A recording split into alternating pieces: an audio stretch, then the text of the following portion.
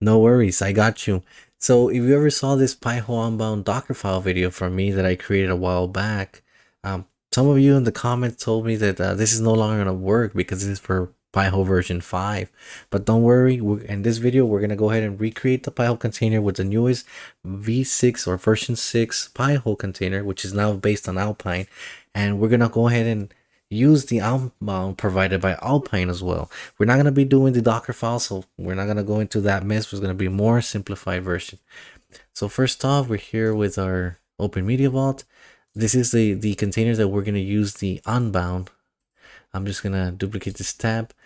Now we're going to do pihole. So this is if you do the latest tag, which is that's what I'm going to do. You can see here that they're already warning you about the v6 being very different than the v5. You can still update it. It doesn't really affect anything.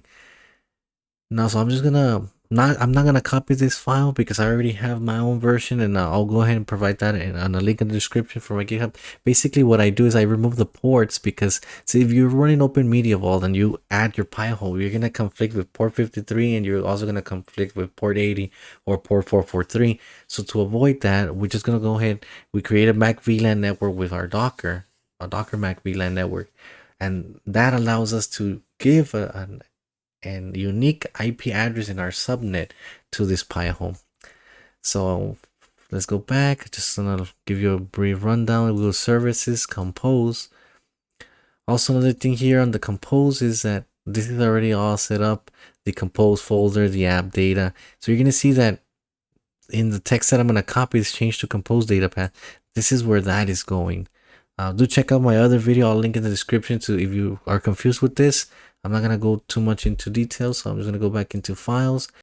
Well, right before this, let's go ahead and go to networks actually, because so I have this local network. Every time that I create an openmediavault, I create my macvlan network. So you can see that it's labeled macvlan, and I create the proxy network. I call it bridge, but the one that we're going to use in this example is the local network. So if you're going to do to create a macvlan, you're just gonna do create.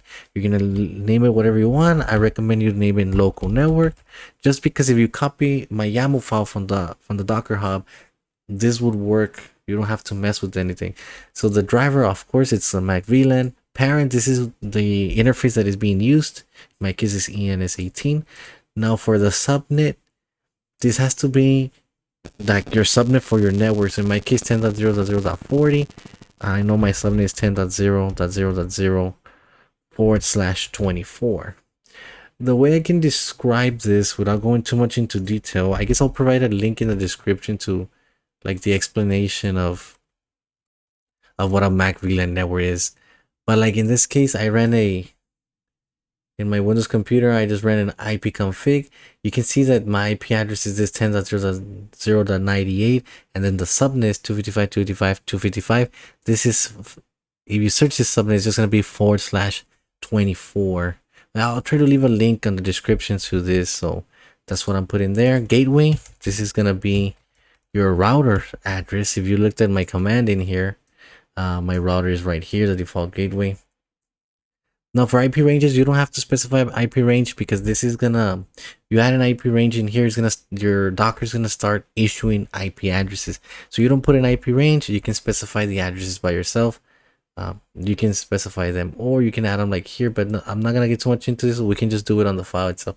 So I'm not gonna create this macvlan because we already have it created. So the whole purpose of macvlan is we assign an individual IP address to our Pi-hole. So in our network, it's gonna act as independently as its own container, like with its own unique IP address. So we're gonna go back to file. We're gonna do new. I'm just gonna call this Pi-hole v6 for version 6. Call it whatever you want. Now I'm just gonna go ahead and copy the config that we need for this case. Right, so it's right here. Let me go ahead and ban this.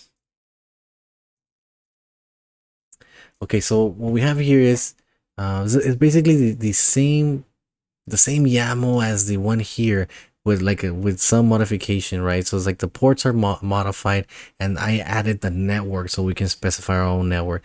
The rest should be the same.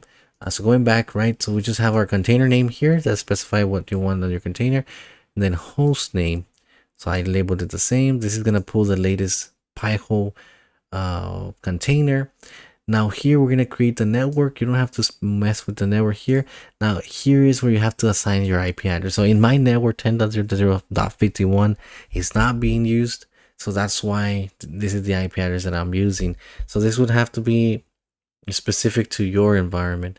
Now this here, Pi-hole unbound-net, this is another network that I added in there. This is gonna get created automatically. And the only reason it is basically it's a back end network for unbound, and we'll get to that in a little bit. So environment, this is the same thing that we have there. The same thing as the Pi-hole YAML. So here, if it's your first time running this Pi-hole, this will create the password for it. So just put the password in here. This only runs once.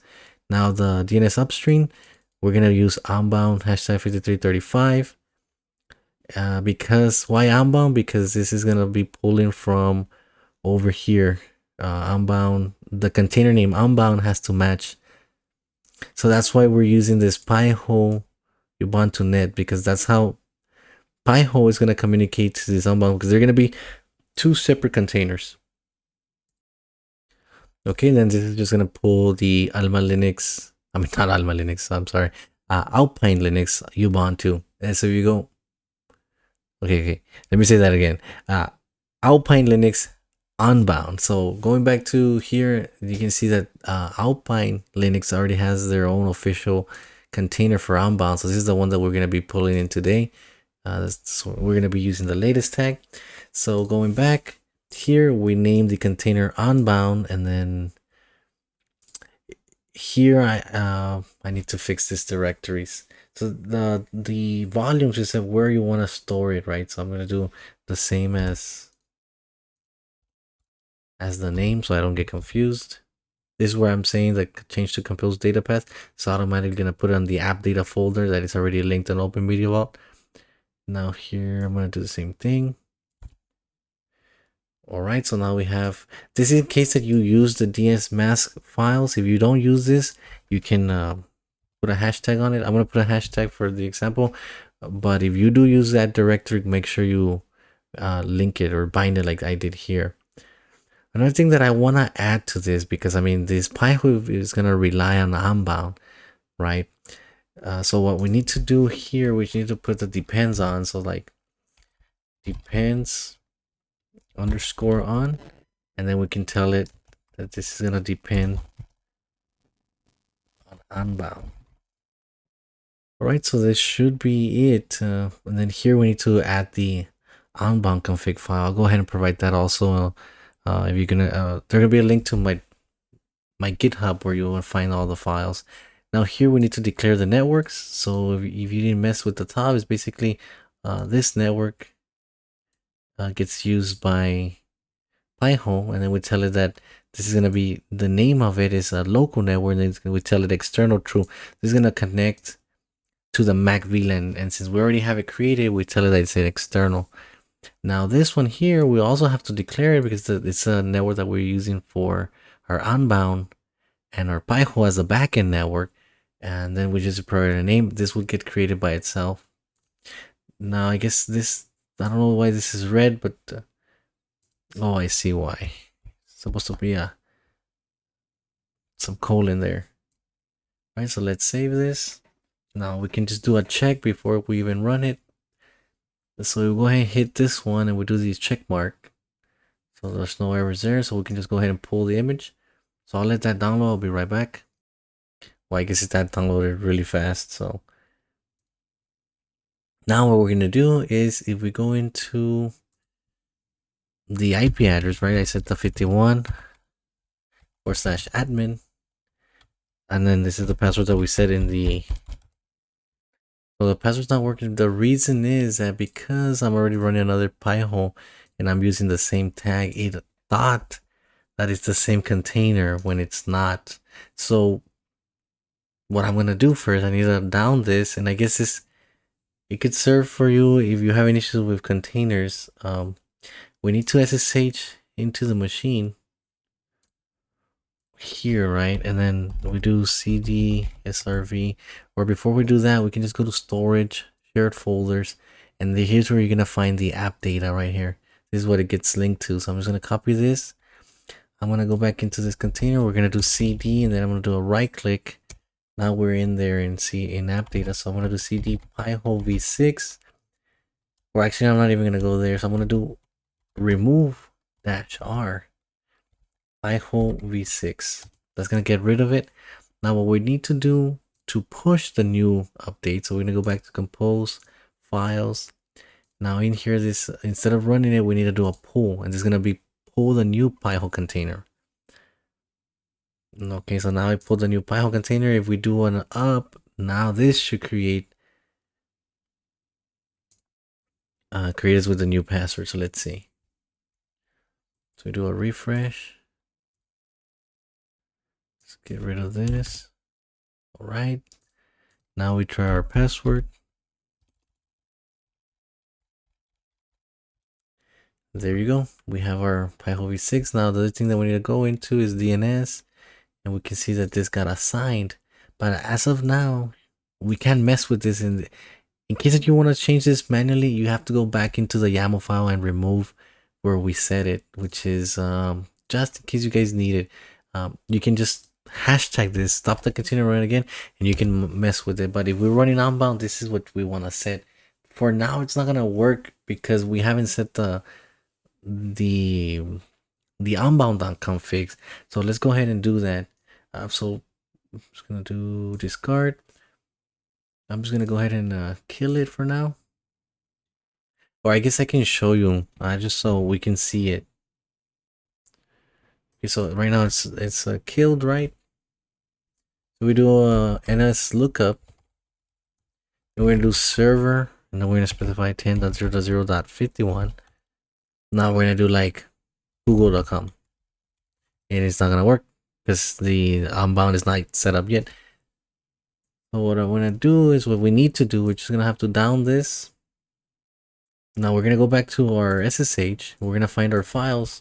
So cd pihole. That's the wrong pihole. So cd pihole v6. Do an ll. We're gonna find, ls-l. We're gonna see that we have the etc. And we're gonna go tab for unbound, and we go in ls-l. You see that we have some stuff in here, but we don't have the unbound.config. So we're gonna do a nano. I don't like how this looks. Nano unbound.config. Gonna enter that, and then we're gonna have to copy the file. So I'm just gonna copy this. I'll leave this in my GitHub, like I said, so you don't have to have a hard time. Now we need to fix the interface here. I'm gonna do ETH0. You can just leave it at ETH0. This is gonna be the port that's gonna be running on 5335. Now right now it's the access control is to allow all networks 172.1.16. You don't have to mess with this either.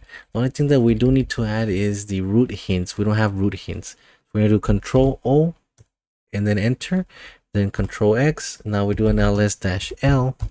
You're gonna see that now we have a config, an unbound.config. Now in order for us to get the root hints, we need to do, I'll paste this command also. I'm just gonna right click. It's gonna be curl-o space root.hints with an S, and then it's just gonna get it from https:// and this location. So I'm just gonna enter that. Now if I do an ls-l, you can see that now we have a root hints. So we specify root hints and root keys. All right, now when you do the curl command, openmediavault by default doesn't have it installed, so make sure you do an apt install curl if you don't have it. But I had already installed it when I was doing the testing. Now that we did this, we should be able to start a container. It should start resolving. So our v6 will go up.